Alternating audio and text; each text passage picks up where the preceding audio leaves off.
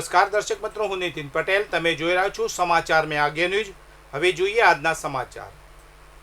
મહેસાણા પ્રખ્યાત bliss water પાર્કમાં નોકરી કરતી 23 વર્ષીય પરિણીતા અને તેની સાથી કર્મચારીઓને જાહેરમાં અટકાવી બીભત્સ ગાળો આપી બળાત્કાર તેમજ જાનથી મારી નાખવાની ધમકી આપવાની ચોંકાવનારી ઘટના સામે આવી છે. નાનીદવ ગામના એક શખ્સે "હું આ ગામનો બાપ છું" કહી હથિયાર બતાવી આતંક મચાવતા સમગ્ર વિસ્તારમાં ચકચાર મચી ગઈ છે. આ મામલે મહેસાણા તાલુકા પોલીસે ગુનો નોંધી કાયદેસરની કાર્યવાહી હાથ ધરી છે. મહેસાણાના કડી તાલુકાના બુડાસણ ગામમાં એક આલિશાન બંગલામાં ચાલતી નકલી વિદેશી દારૂ બનાવવાની ફેક્ટરીનો લોકલ ક્રાઇમ બ્રાન્ચ અને કડી પોલીસે સંયુક્ત ઓપરેશન હાથ ધરી પર્દાફાશ કર્યો છે. રહેણાંક મકાનના ઉપરના માળે કેમિકલના ઉપયોગથી દારૂ બનાવી તેને બ્રાન્ડેડ બોટલમાં પેક કરી વેચવાનું વ્યવસ્થિત નેટવર્ક ઝડપતા હતા પોલીસ પણ ચોંકી ઉઠી હતી.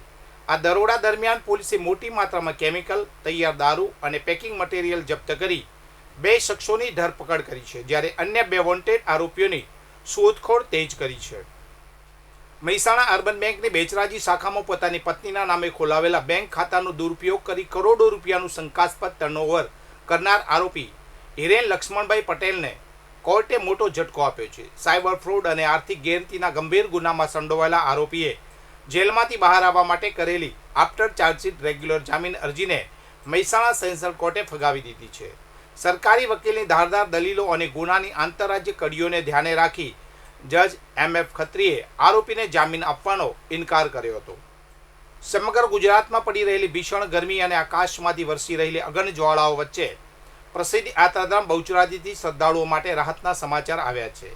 માં બહુચરના દર્શને આવતા હજારો ભક્તોને ધોમધકતા તાપથી બચાવવા માટે મંદિરે વહીવટી તંત્ર દ્વારા પ્રશંસનીય પહેલ કરવામાં આવી છે.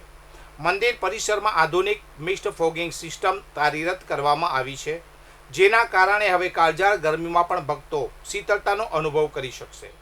બનાસકાંઠા લોકલ ક્રાઇમ બ્રાન્ચે રાજ્ય સરકારની દારૂબંધીને ઝીરો ટોલરન્સ નીતિ હેઠળ એક મોટી સફળતા મેળવી છે.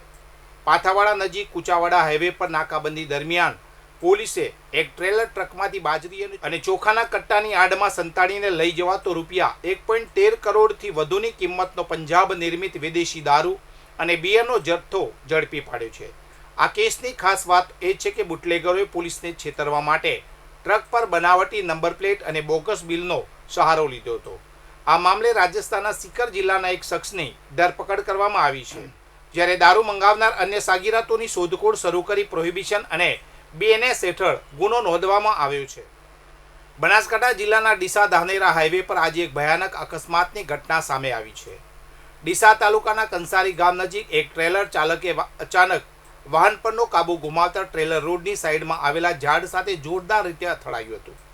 આ અકસ્માત એટલો પ્રચંડ હતો કે ટ્રેલરને મોટું નુકસાન પહોંચ્યું છે, પરંતુ સદનસીબે ચાલકનો આબાદ બચાવ થયો છે.